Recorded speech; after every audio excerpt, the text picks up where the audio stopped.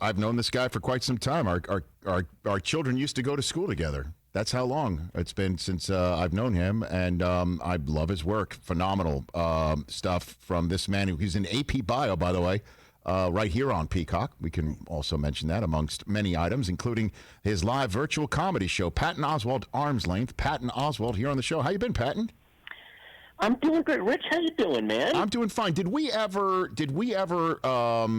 handle parking and traffic together in front of the nursery school together? Did we ever do that once upon a time? I seem to think that we might have put on those, the orange I had slicker. Tuesdays, and then although I may have filled in a few times, I feel like I know that Tuesdays was my day to go in and direct and move cars and wave people in and wave people off and And you had to be that guy sometimes with parents. Move things along. Don't leave your car running without your keys in there. And it got dicey, Patton. I got to be honest with you. It got a little dicey, and it was a weird lesson in, wow, I could actually slide pretty quickly into fascism if I'm given just the tiniest bit of authority. Because I was very much about, no, that is not how we do this. You've been here 3 weeks. You already know this. There's no excuse. Because I would get, there's kids walking along, and people were, rushing into the driveway and almost hitting people. And I would get really, really, wound up about it. I would get really angry. Well, if all you need to do is just give me one orange vest slicker to make me feel like I'm in charge, and I just become a different person, It's like, it was really weird how you would put that on and go, well, I do have authority here. I do. As a matter of fact, you need to move your car up 2 inches. I'm going to be that guy. I did that. I just have a memory that I think I did it with you once, at any rate. We been there, done that, essentially. Oh, boy. Been there, done that. Yeah. What have you been up to in the pandemic, sir, other than just doing a ton of work? But have you just been hanging out? What have you been up to, sir? It's such isn't that a weird question to ask people now? Because we all know, in a way, a version of what we're doing. I'm home, trying to stay active, learning. I mean, we all had to, I'm sure you had to very quickly scramble to learn how to be your own engineer, lighting guy, sound guy, have to do everything in your home, basically. Yes. Now you are a mobile production facility. Yes, sir. But not by choice, by necessity. Yes, sir. Just give me a light and a laptop, and I can make magic, Patton. That's all I need is a light and a laptop. I'm telling you, I spent all day yesterday. I got a new set of ring lights and a new microphone, and I was so excited. It was sad. I've become, this is how, old people tell stories about their lives. Yes. When they get to the point where, a trip to the CVS is exciting and you actually want to tell someone about it. And they're like, I don't care that you went to see it. No, but I left my house. I was in the car, and I drove. And when I put it's like, you're just excited to be outside. You haven't been outside in a long time. Exactly. Well, what about flipping around on TV throughout this time, being indoors and seeing something that you forgot you were in? Is there anything that's happened to you? Yeah, wait a minute. When did that happen? Oh, they were showing a movie one night called Observe and Report. It's a Seth Rogen movie. Okay. And I forgot that I was the toaster bun manager, and he shoves my head into a toaster oven at one point in the movie. I was like, how did I forget that Seth Rogen shoved my head into a toaster oven? I think I would remember that. That's a good question. That's a very good question. You'd think you would remember something like that. I don't. Wouldn't that burn itself into my head? I know. That is something else. But also, I guess in this time and age, I've become because of sports and whether a game's going to be on or not. I've kind of become a practicing epidemiologist, trying to learn all this stuff. I never thought I would have to know about public health, to talk about whether a game's happening or not. So. Well, I got to ask you something because I don't know. I don't have a perspective on this. I don't really follow sports. Yes, sir. But obviously, they started playing baseball again, and I guess they played a season of NBA basketball. Yes, they did. They bubbled up in Disney World, actually, Patton. They sent a whole bunch of people to Disney World. But what was it like for you as a sports fan watching games and it's empty stands or cutouts of people? Did that affect your watching it? Was it a different experience? No, because it you know what? It was weird. It was weird to start, to be very honest with you.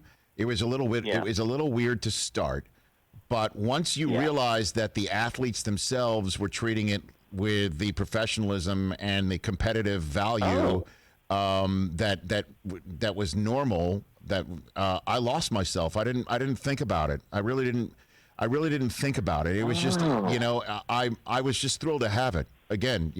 To between, I guess, March and May, or March and June, doing a show like this every single day when you don't know if sports are going to return, and you're talking about what's going on in the real world more than what people would expect from a show like this. It was unique. Let's put it that way.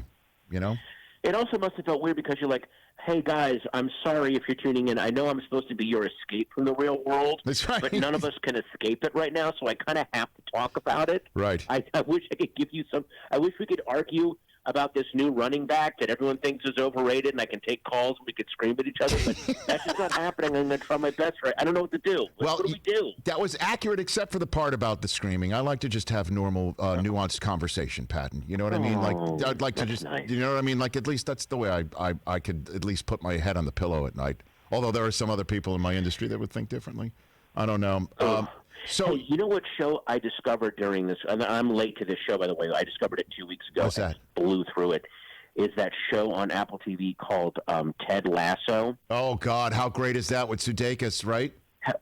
It is. I am so blown away by. It is the simplest premise, and the premise when you see it. Oh, he's a good old boy who comes to England to coach soccer. You're like, okay, I can think of maybe 5 jokes for that, and that's all it's going to be. And it is the deepest, funniest, like, they take what seems to be this premise shouldn't work, or it should get boring immediately, and it's one of the best shows I've ever seen. I've heard the same thing. My wife and I, we're currently binging Schitt's Creek right now. We're trying to get through it. Our children don't go to sleep on time, and we're wiped out, and if we can watch 1 or 2 of them, we're lucky. But Ted Lasso might have to be next once we're through all that. I'm really jealous that you're going to get to watch Ted Lasso for the first time. Okay. Like, that's one of those shows that when you recommend it to someone, they go, oh, I haven't seen it yet. You don't go, how have you not? You just go, I'm so jealous you're going to get to see it. I wish I could erase it from my brain and watch it again for the first time. No kidding. How about that? It's that good. And again, you're gonna watch the beginning and go, well, there's no way this can sustain. It's like 5 jokes, and then you realize, oh no, this is about so much more. Well, I guess then we should also. Good. I'm not going to spoil. No, that's good. We'll to use. I guess I've been using this phrase a lot. I've seen it from all the CNN anchors these days. We'll just leave it there. That's how they finish conversations. We'll just have to leave it there. So let's talk about. I mentioned the website onlocationlive.com/Patton Oswalt to see your virtual comedy show, Patton Oswalt Arm's Length. I get that information is correct, right? I got that? That is correct. That is this Friday, 6 o'clock Pacific, 9 o'clock Eastern. Go there, get a ticket, an hour of new material. And so basically, you're going to be in your home and just talking, doing your stand-up act. And how does this work? How does that happen? I'm going to be sitting in a very well-lit kitchen. Very nice. Because it has the best acoustics of all places. Is that right? And I'm just going to be talking about the world. So you're not kidding when you got a new microphone and a new system that you were genuinely pumped up. Like, this is actually important for your gig. Oh, this is an exciting moment in my last 6 months. This is definitely a highlight of my life. These last 6 months, I got a new microphone and lights. Okay. So tune in to hear my new mic and my new lights. Okay. onlocationlive.com/Patton Oswalt. And I was mentioning as well, since we're on Peacock, that AP Bio, thanks to Peacock, is still alive, Patton. Yes, they gave us a 3rd season. God bless them. They let us do the best stuff on that show, and it's still streaming. And I just watched the Katie Holmes Day episode yesterday. It's brilliant. Now, so brilliant. Do you want to put a little bit more meat on that bone right there for everybody out there? Well, again, there's so many. Basically, the writers thought of this idea for the episode. There's an episode where the town of Toledo celebrates Katie Holmes Day because Katie Holmes came from Toledo, and it's this whole elaborate holiday that the town that the writers made up that the town like goes through. And it almost feels like a real thing where they celebrate her career and her life. And there's so many surprises in it. And, of course, Jack, Glenn Howerton, the star of the show, hates the idea of Katie Holmes' Day, is just now finding out about it. And then, like the Grinch, he tries to destroy it. But they just work so many amazing variations on the Grinch That Stole Christmas and the idea of what a holiday is. And, of course, everything that you need to know about Katie Holmes. It's pretty brilliant. Well, as we know, Katie Holmes just makes your heart grow larger, I guess, to continue on with that Grinch. Exactly. At the very end of the day. It grows 3 times larger. It just... That's how it works. Oh, Rich. Thanks, Pat. That's the meaning of Katie Holmes' Day. There you go. I nailed it. I nailed it. I stuck the landing. At Patton Oswalt on Twitter and Instagram. Follow him. I do. It's a great follow with you, Patton. And let's. Thank you. You are most welcome. Thanks for the call. Let's do this again real soon. That's so sweet. Thanks, man. That's and who I am. Say hello to the lovely wife. I will do that. And Same to I you. hope you guys are keeping safe, okay? Right back at you. Thanks for the call, brother. That's Right. Patton Oswalt. At Patton Oswalt on Twitter and Instagram. Hey, you watched all the way to the end. Thanks for that. Watch more right here.